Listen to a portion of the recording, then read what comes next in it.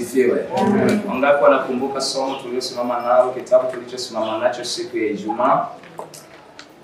Kitabu cha kwanza tulisimama nacho siku ya Ijumaa. Hamna mtu aliyekuwepo? Nianze mwenyewe.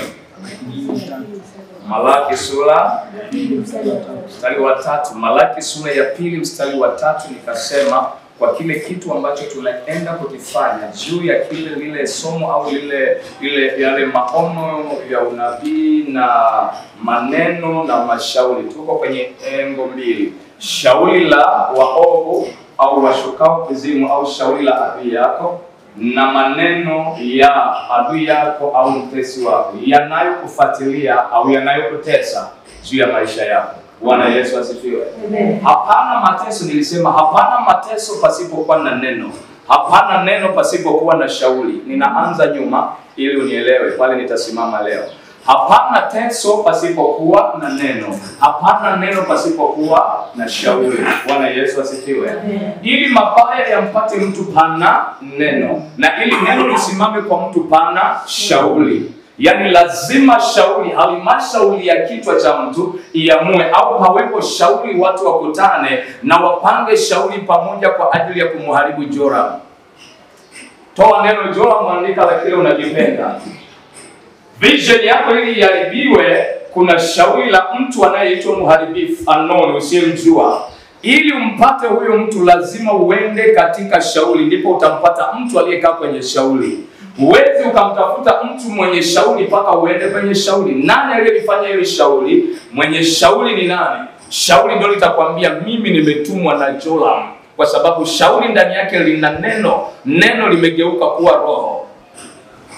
Bwana Yesu asifiwe. Bwana Yesu asifiwe. Nikasema kwenye kitabu cha Malaki sura ya 2 mstari wa 3, ana kitu ambacho sisi wa Pentekoste au watu wa imani hatutaki kukiishi au tukitembelea. Hatuna sikio la utafiti juu ya maandiko. Ila nikupe siri, wachawi wote, waganga wote hawana kitabu kizuri kukulaani au kukuharibu kuliko Biblia. Biblia inasemaje kitabu cha Malaki 2 mstari wa 3? Biblia inasema, Angalieni, nitaikemea mbegu kwa ajili yenu. Angalieni, nitaikemea mbegu kwa ajili yenu. Nami nitapaka nyuso zenu mavi. Wewe unayefanya biashara, wewe unayetamani kuolewa, wewe unayetamani kupendwa na bosi, sura yako ina nini?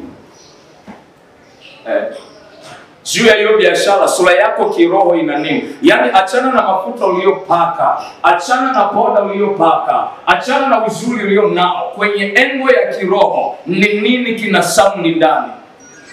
So hili ni neno nilikaa nalo kama msingi wa kuharibu kile ambacho kinakutesa.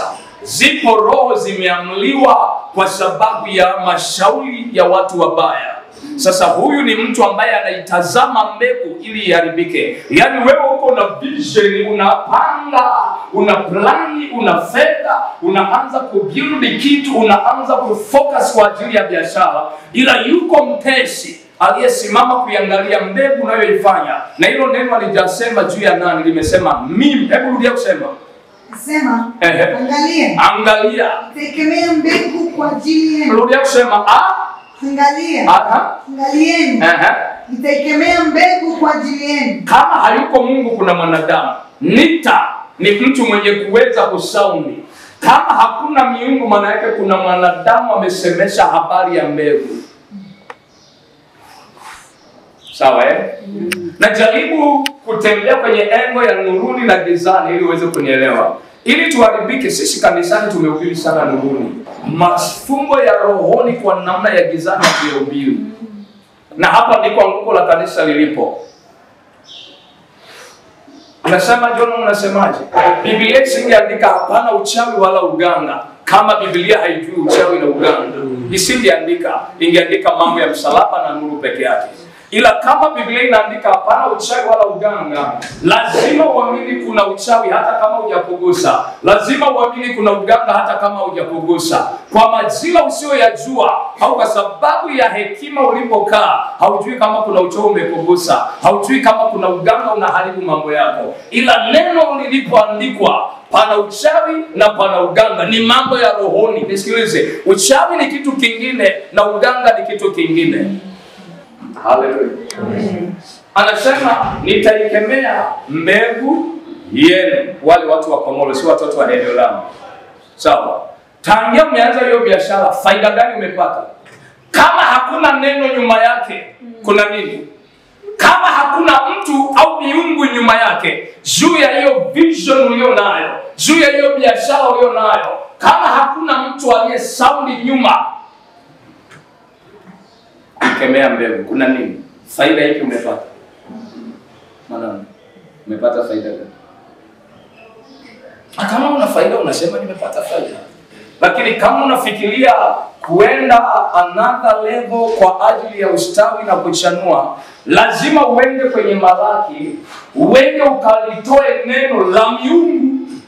Na kama Mungu uombe rehema, na kama mwanadamu amesimama, lazima ujue kuna mwanadamu.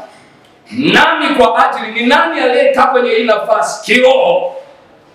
Akasaudi akasema hivi, juu ya hicho anachokifanya mbegu, siku unaanza kufanya hilo jambo, yani siku unaanza kuonekana, siku unaanza kusafiri kwenda kwenye plan of business, ni nani aliyejua nyuma yake alisaundi nini? Yani alisimama kiroho akasemaje? Utakiishi kama haujui kusimama kumuondoa huyu. Sikiliza hapo kwenye Biblia. Rudia kusoma, anasema angalieni. Nitaikemea mbegu kwa ajili yenu. Angalieni, nitaikemea, yani utaona, utakuwa unaenda unaona, lakini mbegu imekemewa. Yani angalieni, utakuwa unaenda unafanya safari, mimi naenda Kariakoo kuchukua bidhaa, lakini ile bidhaa unayoenda mbegu imeishakemewa. Sasa nisikilize, hapana faida kwa sababu tayari mbegu imefanyaje? Imekemewa, haitazaa. Tafsiri yake mbegu itakufa na faida hautapata. So hapa ndipo watu tunaotembea katika nuru pasipo maarifa tumekaa. Tumia nguvu kubwa kutafuta mbegu, alafu mbegu ilishakemewa na mtu au miungu, na sisi tunasema tuna Mungu. Una Mungu yupi?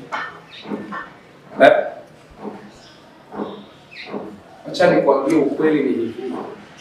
Ili tumwamini Mungu uliye naye, tumuone katika matendo. Hapo tunasema una Mungu.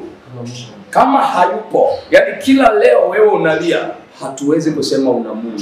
Tunasema hana Mungu. Tena tunaweza tukakuchallenge hata ukisema mimi nimeokoka miaka 20 iliyopita, ila Mungu aliye hai unijui. Kwa sababu gani? Unasoma Biblia nuruni, gizani huijui. Hii Biblia iko nuruni na gizani. Endelea kusema. Anasema nami nitapaka nyuso zenu maji.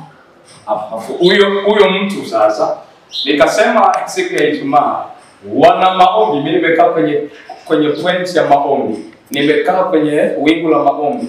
Wana maombi kanisani, wakitaka kukuvuruga wanasimtumiaga hili kipengele. Sikufundishi walimu wengine. Pale kazini, watu nao compete nao kwenye ile biashara, ili yaibike, watu wanajua kulitumia hili neno. Wewe hujui kulitumia.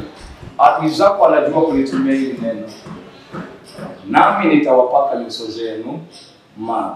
Nyuso ni kitu ambacho sawa, kina display mbele, si kweli? Sawa.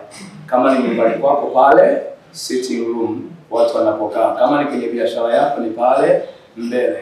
Acha niseme kitu kimoja. Biashara yako ina jina, iko na roho. Ushawahi kuiombea hiyo roho? Kaiombea. Mungu alikuonyesha nini?